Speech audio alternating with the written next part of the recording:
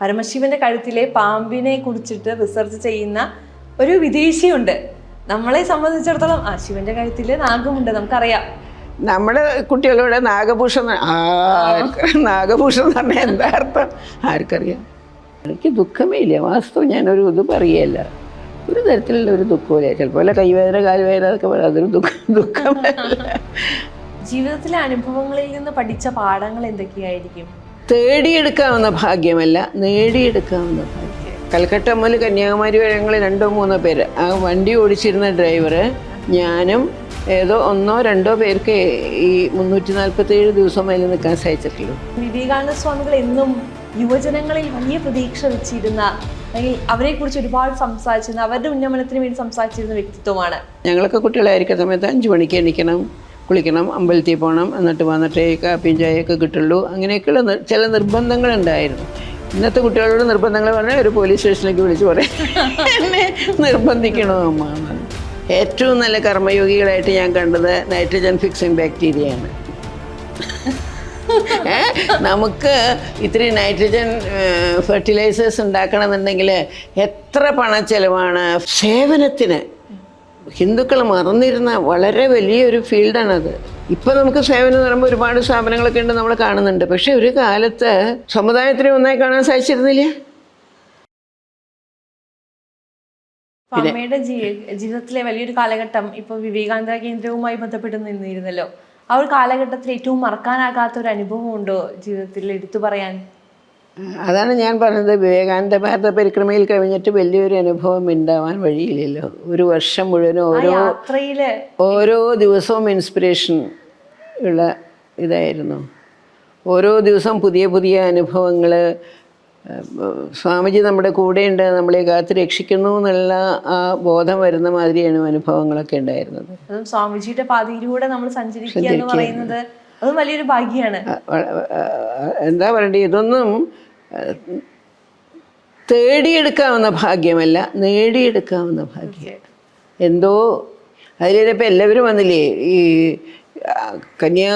കൽക്കട്ട മുതൽ കന്യാകുമാരി വരെ ഞങ്ങൾ 2-3 പേര്. ആ വണ്ടി ഓടിച്ചിരുന്ന ഡ്രൈവറ്, ഞാനും ഏതോ 1-2 പേർക്ക് ഈ 347 ദിവസം അതിൽ നിൽക്കാൻ സാധിച്ചിട്ടുള്ളൂ. മറ്റവരൊക്കെ ഓരോരോ ഗ്രൂപ്പിൻ്റെ റെസ്പോൺസിബിലിറ്റി ആയിരുന്നു. രാജസ്ഥാനിലൊരാൾ, മധ്യപ്രദേശിലൊരാൾ, മറ്റൊരിടത്തൊരാൾ എന്നിട്ടുള്ളവർക്ക് ഡ്യൂട്ടി ആയിരുന്നു. അപ്പോൾ അവർക്കൊക്കെ കുറച്ച് കാലയളവിലേ പറ്റിയിട്ടുള്ളൂ. ആ കാലയളവിൽ അവർക്ക് ചെയ്യാൻ പറ്റി. പക്ഷേ ഇങ്ങനെ മുഴുവനും ചെയ്യാൻ പറ്റിയിരിക്കുന്നത് ഞങ്ങൾ 3-4 പേരേ ഉള്ളൂ. ഇപ്പം അമ്മ വേദിക് മിഷൻ ഫൗണ്ടേഷൻ്റെ ഡയറക്ടറായിട്ടാണ് ഇരിക്കുന്നത്. എന്താണ് വേദിക് മിഷൻ ഫൗണ്ടേഷനുമായി ബന്ധപ്പെട്ടിട്ടുള്ള കാര്യക്രമങ്ങൾ? വിവേകാനന്ദ സ്വാമിയുടെ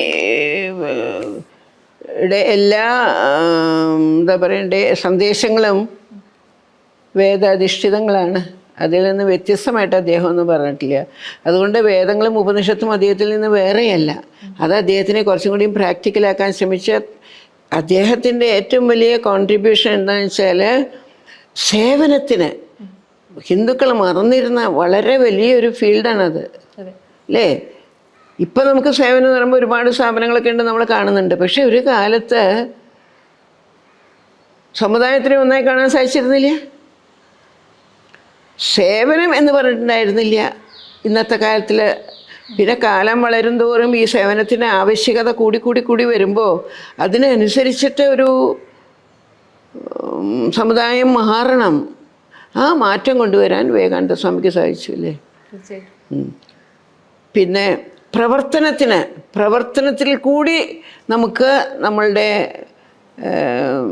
മാനവ നിർമ്മാണം, രാഷ്ട്ര നിർമ്മാണം എന്നൊക്കെ ഉള്ളത് കർമ്മയോഗത്തിന് വളരെയധികം പ്രസക്തി കൊടുത്ത് ഞങ്ങളുടെ പ്രാർത്ഥനയിൽ ദിവസം ചെല്ലുന്ന പ്രാർത്ഥന കർമ്മയോഗൈക നിഷ്ഠ. ഞങ്ങളുടെ പ്രവർത്തനങ്ങളെല്ലാം കർമ്മയോഗമായിരിക്കണം.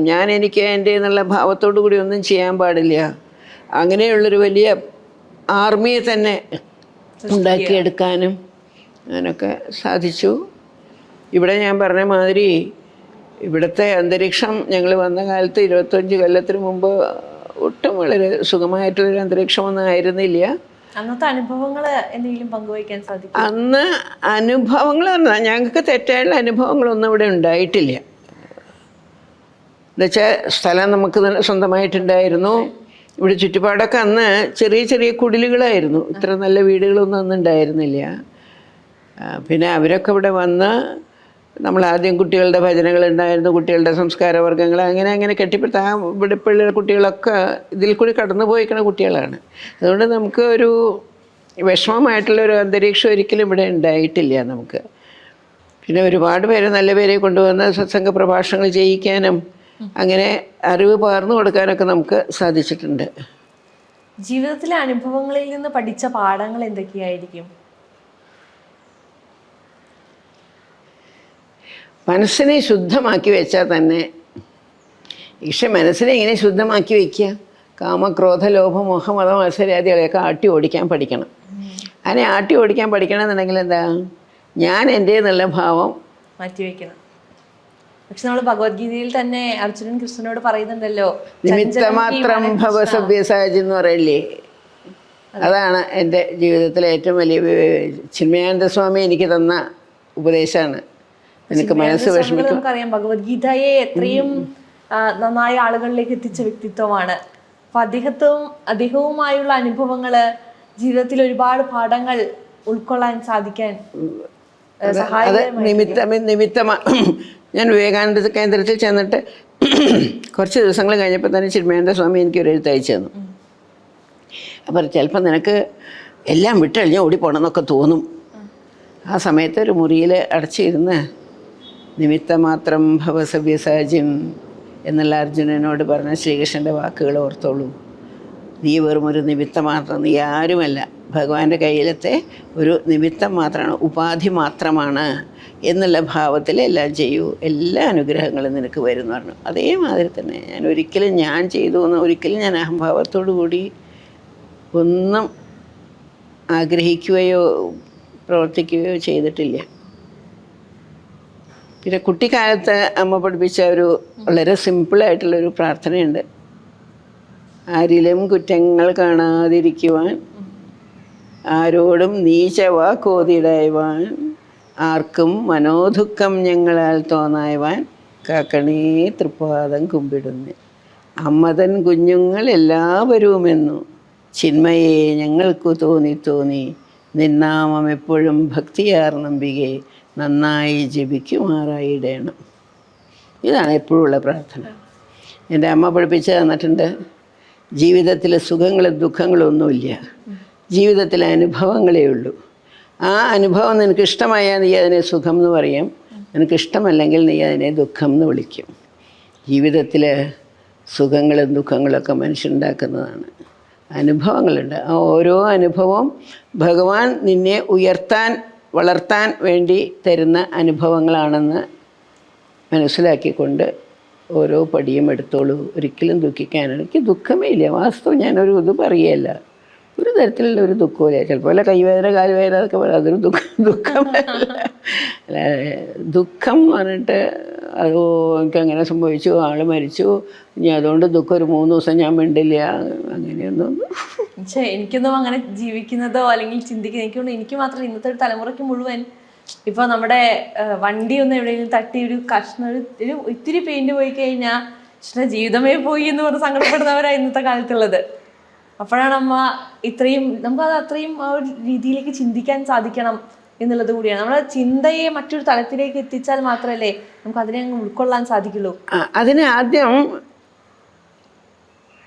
ഈ നമ്മൾ വേദാന്തമൊക്കെ പഠിക്കുമ്പോൾ ഉപനിഷത്തുക്കളൊക്കെ പഠിക്കണം. ഞാൻ പറയാ ഭഗവത്ഗീത അല്ലെങ്കിൽ ഏതെങ്കിലും ഉപനിഷത്തൊക്കെ കമ്പൽസറി ആണ് ഒരു ഹിന്ദുവിൻ്റെ ജീവിതത്തിൽ. എന്നാൽ പിന്നെ ഈ പറഞ്ഞ മാതിരി ദുഃഖങ്ങൾ മമതകൾ അതുകൊണ്ടുള്ള ആലസ്യങ്ങളൊക്കെ തന്നെ പോവും മനസ്സിൽ നിന്ന്.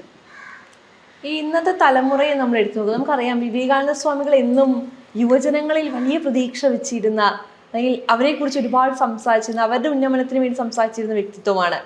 അപ്പൊ ഇന്നത്തെ യുവതയെ നമ്മൾ എടുത്തു നോക്കുമ്പോൾ എത്രത്തോളമാണ് വിവേകാനന്ദ സ്വാമി ഇന്നത്തെ യുവതലമുറയിലേക്ക് അവർ എത്തുമ്പോൾ അവർക്ക് വേണ്ടിയിരുന്നതായിട്ടുള്ള പോഷണം കുട്ടികളിലായിരിക്കുമ്പോൾ വീടുകളിൽ നിന്ന് കിട്ടിയിട്ടില്ല. മനസ്സിലായിട്ടുണ്ട്. അതുകൊണ്ട് ഇപ്പോൾ നമ്മളവരെ വിളിച്ച് നിങ്ങൾ അമ്പലത്തിൽ പോകണം, അത് വായിക്കണം എന്ന് പറഞ്ഞാൽ അവർ പറയും സോറി. അതിൽ എളുപ്പമായിട്ടുള്ള പലതും. ഞാനൊരു ചെറിയ ഉദാഹരണം പറയാം. ഇവിടെ ഞങ്ങൾ സംസ്കാരിക വർഗം നടത്താറുണ്ട്. ഈ ചുറ്റുമുള്ള 8-10 കുട്ടികൾ വരുന്നുണ്ട്. ഇതിൻ്റെ നേരെ കുറച്ചങ്ങോട്ട് നീങ്ങിക്കഴിഞ്ഞിട്ട് വേറെ ഒരു മതഗ്രൂപ്പിൻ്റെ ഒരു സൺഡേ ഇതുണ്ട്. അവിടെ 50-60 കുട്ടികൾ വരും. അത് കഴിഞ്ഞാൽ ചിക്കൻ ബിരിയാണി കൊടുക്കും അവർക്ക്. മനസ്സിലായിട്ടുണ്ടോ? അപ്പം അതിലേക്ക് പോകാതെ ഇതിനോട് നിൽക്കണം എന്നുള്ളത് നമ്മൾ പറഞ്ഞു കൊടുത്താൽ മതിയാവില്ല. അത് കുട്ടിക്കാലത്ത് നമ്മളുള്ളൊരു ട്രെയിനിങ് ആണ്. മനസ്സിലായിട്ടില്ലേ? ഞങ്ങളുടെയൊക്കെ കുട്ടിക്കാലത്ത് നമ്മൾ വീട്ടിലിരുന്നിട്ട് നാമം ചൊല്ലും സന്ധ്യയാകുമ്പോ.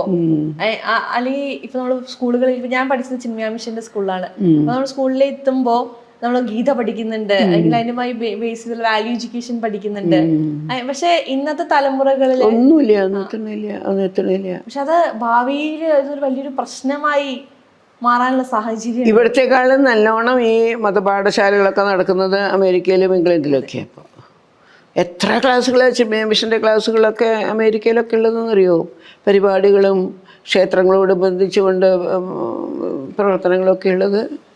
അങ്ങനെ ഇപ്പോൾ കഴിഞ്ഞ ദിവസം നമ്മൾ ഒരാളോട് സംസാരിച്ച സമയം അദ്ദേഹം പറയുന്നുണ്ട്, പരമശിവന്റെ കഴുത്തിലെ പാമ്പിനെ കുറിച്ചിട്ട് റിസർച്ച് ചെയ്യുന്ന ഒരു വിദേശിയുണ്ട്. നമ്മളെ സംബന്ധിച്ചിടത്തോളം ശിവന്റെ കഴുത്തില് നാഗമുണ്ട്, നമുക്കറിയാം. നമ്മുടെ കുട്ടികളോട് നാഗഭൂഷണം എന്ന് പറഞ്ഞാൽ എന്താ അർത്ഥം ആർക്കറിയാം? പക്ഷെ അവരതിനെ അത്രത്തോളം ആ ഒരു സർപ്പത്തെ കുറിച്ച് അദ്ദേഹം എത്രയോ വർഷങ്ങളായി പഠിക്കുകയാണ്. അപ്പോൾ അവരതിൽ കണ്ടെത്തുന്ന മാനങ്ങൾ നമുക്ക് കണ്ടെത്താൻ സാധിക്കുന്നില്ല എന്നുള്ളതാണ്. അതിനുവേണ്ടി നമുക്കിനി എന്താണ് ചെയ്യാൻ സാധിക്കുക? അതുകൊണ്ടാണ് ഈ അമൃത കുടുംബം എന്നുള്ളത് പരിപാടി തുടങ്ങിയത്. വീടുകളിൽ നിന്ന് തന്നെ വേണം സംസ്കാര പോഷണം, വീടുകളിൽ നിന്ന് തന്നെ തുടങ്ങണം എന്ന് വിചാരിച്ചിട്ടാണ് ഈ അമൃത കുടുംബം എന്നുള്ള പരിപാടി തുടങ്ങിയത്. കുട്ടിക്കാലമൊക്കെ ഞങ്ങൾക്ക് തന്നെ ഇപ്പോൾ ഇവിടെ വ്യത്യാസം വരുന്നത് എന്താ വെച്ചാൽ, ഞങ്ങളുടെ ഇവിടുത്തെ കുട്ടികളുടെ പെരുമാറ്റവും അവർ വലുതായി കഴിഞ്ഞിട്ടുള്ള അവരുടെ പെരുമാറ്റവും കാണുന്ന സമയത്ത് എത്രമാത്രം വ്യത്യസ്തമാണ് എന്നുള്ളത് നമുക്ക് നല്ലോണം മനസ്സിലാക്കാൻ സാധിക്കുന്നുണ്ട്. അതുകൊണ്ട് കുട്ടിക്കാലത്ത് തന്നെ നമ്മൾ നല്ലതായിട്ടുള്ള ചിട്ടയോട് കൂടി കുട്ടികളെ വളർത്താം. ഞങ്ങളൊക്കെ കുട്ടികളായിരിക്കുന്ന സമയത്ത് 5 മണിക്ക് എണീക്കണം, കുളിക്കണം, അമ്പലത്തിൽ പോകണം, എന്നിട്ട് വന്നിട്ടേ കാപ്പിയും ചായയൊക്കെ കിട്ടുള്ളൂ. അങ്ങനെയൊക്കെയുള്ള ചില നിർബന്ധങ്ങളുണ്ടായിരുന്നു. ഇന്നത്തെ കുട്ടികളോട് നിർബന്ധങ്ങൾ പറഞ്ഞാൽ ഒരു പോലീസ് സ്റ്റേഷനിലേക്ക് വിളിച്ച് പറയും എന്നെ നിർബന്ധിക്കണോ അമ്മ എന്ന് പറഞ്ഞിട്ട്, അല്ലേ? അമ്മയെ തേടിയിട്ട് ഒരുപാട് പുരസ്കാരങ്ങൾ, ഇപ്പം അമൃതകീർത്തി പുരസ്കാരം അടക്കം ഒരുപാട് പുരസ്കാരങ്ങൾ തേടിയെത്തിയിട്ടുണ്ട്. നേരത്തെ ഇന്റർവ്യൂവിന് മുന്നേ എന്നോട് സംസാരിക്കുമ്പോൾ പറഞ്ഞല്ലോ, അടുത്ത ആഴ്ചയിൽ വേണം. അപ്പോ എങ്ങനെയാണ് ഈ പുരസ്കാരങ്ങൾ ഏറ്റുവാങ്ങുന്ന സമയത്ത് അമ്മയുടെ ഇപ്പൊ അമൃതകീർത്തി പുരസ്കാര സമയത്ത് അമ്മ പ്രസംഗിച്ച വാക്കുകളുണ്ട്, കേട്ടിട്ടുണ്ട്? ആ പ്രസംഗം ഞാൻ വായിച്ചിട്ടുണ്ട്. അപ്പോ അതേ തന്നെ മനസ്സിൽ അപാര മഹിമ ഗുരുമഹിമ. അതിൻ്റെ കൂട്ടത്തിൽ സ്വാമിജി തരുന്നതായിട്ടുള്ള ചിലത്, ഇത് ഈ റോസ് വെച്ചോ നീ, അല്ലെങ്കിൽ അതിലപ്പുറം ഒന്നും ഞാൻ അതിനൊന്നൊരു വില കൊടുക്കുന്നില്ല. അമ്മ പറഞ്ഞു കേട്ടിട്ടുള്ളതാണ്, അമ്മയ്ക്ക് ഒരു ആത്മകഥ എഴുതാൻ സാധിച്ച അമ്മ അതിന് ഇതേ പേരിടുന്നതാണ് അമ്മ പറയുന്നത്. അതെ, പറയാറുണ്ട്. അപാര മഹിമ. സത്യമായിട്ട് പറയണം മോളെ, സത്യമായിട്ട് പറയാം. ഞാൻ എൻ്റേതായിട്ട് എനിക്ക് എന്തെങ്കിലും, ഞാൻ പറഞ്ഞില്ലേ കുറേ കാലം മൈക്രോസ്കോപ്പിൽ കൂടി അണുജീവികളെ നോക്കിയിരുന്ന് അവരിൽ നിന്ന് പല പാഠങ്ങളും പഠിച്ചു. ഉദാഹരണമായിട്ട് ഏറ്റവും നല്ല കർമ്മയോഗികളായിട്ട് ഞാൻ കണ്ടത് നൈട്രജൻ ഫിക്സിങ് ബാക്ടീരിയയാണ്. നമുക്ക് ഇത്തിരി നൈട്രജൻ ഫെർട്ടിലൈസേഴ്സ് ഉണ്ടാക്കണമെന്നുണ്ടെങ്കിൽ എത്ര പണച്ചെലവാണ്, ഫാക്ടറി ഉണ്ടാക്കണം, എത്ര എനർജി ചിലവാക്കണം ഒക്കെ വേണം, അല്ലേ? ആ പിഞ്ച് കണ്ണിൽ പെടാത്ത സാധനങ്ങൾ ആ മണ്ണിലിരുന്നു കൊണ്ട് ഏത് സമയവും രാവും പകലും ഇല്ലാതെ ഇങ്ങനെ അറ്റ്മോസ്ഫിയറിൽ നിൽക്കണ നൈട്രജനെ പിടിച്ച് നൈട്രേറ്റായിട്ട് മാറ്റി ചെടികൾക്ക് കൊടുക്കണം. അവർ ഒന്നും ചോദിക്കുന്നില്ല. അതുകൊണ്ട് ഞാൻ പറയാം, എൻ്റെ ഏറ്റവും വലിയ ഫ്രണ്ട്സാണ് അണുക്കളെ നോക്കിക്കൊണ്ടിരുന്ന സമയത്ത് എൻ്റെ മനസ്സിലുണ്ടാകുന്നത് എത്ര വലിയ കർമ്മയോഗികളാണ് അവരെന്ന് പറയാം. തീർച്ചയായും. ശരിക്കും പറഞ്ഞാൽ നമ്മളെപ്പോഴും പറയാറുണ്ടല്ലോ, പ്രകൃതിയിൽ നിന്ന് നമുക്ക് ഒരുപാട് കാര്യങ്ങൾ പഠിക്കാനുണ്ട്. ചെടികളെ നോക്കുമല്ലെങ്കിൽ നമുക്ക് ആർക്കെങ്കിലും സൂര്യൻ്റെ എനർജി എടുക്കാൻ പറ്റുമോ? നാളൊരു കൊച്ചു മോനോട് വന്നിരുന്നു, അവരെന്നോട് മമ്മി എനിക്കൊന്ന് ഫോട്ടോസിന്തസിസ് എന്താണെന്ന് പഠിപ്പിച്ചു തരും. നമുക്ക് സഹിക്കുമോ ഫോട്ടോസിന്തസിസ്? ഇപ്പോൾ കഷ്ടപ്പെട്ട് സോളാർ പവർ ഉണ്ടാക്കുന്നുണ്ട്, പക്ഷെ നമ്മുടെ ശരീരം കൊണ്ട് സൂര്യൻ്റെ എനർജി എടുക്കാൻ നമുക്ക് സാധിക്കുന്നില്ലല്ലോ. പക്ഷെ സൂര്യൻ്റെ എനർജി ഇല്ലാതെ നമുക്ക് ശരീരം വെക്കാനും പറ്റില്ല. വിറ്റമിൻ ഡി എന്നൊക്കെ പറഞ്ഞ് വരുന്നുണ്ടെങ്കിലല്ലേ സൂര്യൻ്റെ എനർജി കുറച്ചെങ്കിലും വേണം നമുക്ക്. അങ്ങനെ കണ്ണ് തുറന്ന് നമ്മൾ പ്രപഞ്ചത്തിനെ നോക്കിക്കഴിഞ്ഞാലേ ഒരുപാട് പഠിച്ചെടുക്കാനായിട്ട് സാധിക്കും. ഉപനിഷത്തുക്കൾ വാസ്തവത്തിൽ അതാണ് ചെയ്യുന്നത്. നമ്മളെ പ്രപഞ്ചവുമായിട്ട് കൂട്ടിയിണക്കി പ്രപഞ്ചത്തിനെ വേറൊരു വീക്ഷണത്തിൽ കൂടി കാണാനാണ് നമ്മളെയൊക്കെ ഉപനിഷത്തുക്കൾ പഠിപ്പിക്കുന്നത്. ഇപ്പം ഞാൻ ഈയിടെ ഒരു ഗ്രൂപ്പായിട്ട് കഠോപനിഷത്ത് പഠിക്കുകയായിരുന്നു. അപ്പോൾ എന്തൊരു അത്ഭുതമായിട്ടുള്ള കാഴ്ചപ്പാടുകളാണ് അതിലുള്ളത് അല്ലേ. നമ്മൾ കണ്ണുകൊണ്ട് കാണുന്നു. വസ്തുത കാണുന്നത് എന്താ? കണ്ണാണോ കാണുന്നത്? നമ്മളല്ലേ കാണുന്നത്. നമ്മൾ കാണുന്നു എന്നുള്ളത് നമ്മളെ കണ്ണിൻ്റെ പിന്നിൽ എന്താണ്? കണ്ണ് വെറും ഒരു ഇൻസ്ട്രുമെൻ്റാണ്. തീർച്ചയായിട്ടും കണ്ണിൻ്റെ പിന്നിലാണ് കാഴ്ചശക്തി ഉള്ളത്. ആ കാഴ്ചശക്തി എവിടുന്നാ വരണേ? ഉള്ളിലിരിക്കുന്ന ആ ജീവൻ്റെ ഒരു പ്രവർത്തനം. ഘ്രാണശക്തി, ശ്രവണശക്തി ഒക്കെ വരുന്നല്ലേ. അതോ അങ്ങനെ നമ്മൾ ചിന്തിച്ചു തുടങ്ങി. ആ ശക്തി എവിടുന്ന് വരണേ? നമ്മുടെ ഉള്ളിലിരിക്കുന്ന ജീവൻ്റെ ശക്തി എവിടുന്ന് വരുന്നു? പ്രപഞ്ചത്തിൽ നിന്നാണ്. പ്രപഞ്ചം. അപ്പോൾ പിന്നെ നമ്മൾ പ്രപഞ്ചമായിട്ട് ഏത് സമയത്തും ബന്ധപ്പെട്ട് കിടക്കുകയല്ലേ. തീർച്ചയായിട്ടും. അപ്പോൾ പിന്നെ അങ്ങനെ നമുക്ക് ചിന്തിക്കാൻ ചോദിച്ചാൽ എൻ്റെ മനസ്സിന് വളരെ വികാസം വരും. എല്ലാം നമ്മുടെ കൂട്ടുകാരും വസുധൈവ കുടുംബകം എന്നാണ് ഭാരതത്തിൻ്റെത്. അതിൽ വള്ളത്തോൾ എഴുതിയിട്ടില്ലേ, ലോകമേ തറവാടു തനിക്ക് ചെടികളും പുലുകളും പുഴുക്കളും കൂടിത്തൻ കുടുംബക്കാർ, ത്യാഗമെന്നതേ നേട്ടം, ത്യജിക്കാൻ പഠിക്കണം. ഞാൻ എന്നുള്ളത് വെച്ചുകൊണ്ടിരുന്നാൽ പറ്റില്ല. താഴ്മ താൻ അഭ്യുന്നതി, ഞാൻ ആരുമല്ല എന്നുള്ള ഭാവം വരണം. അതാണ്, അവിടെയാണ് നിങ്ങളുടെ ഉയർച്ച വരിക.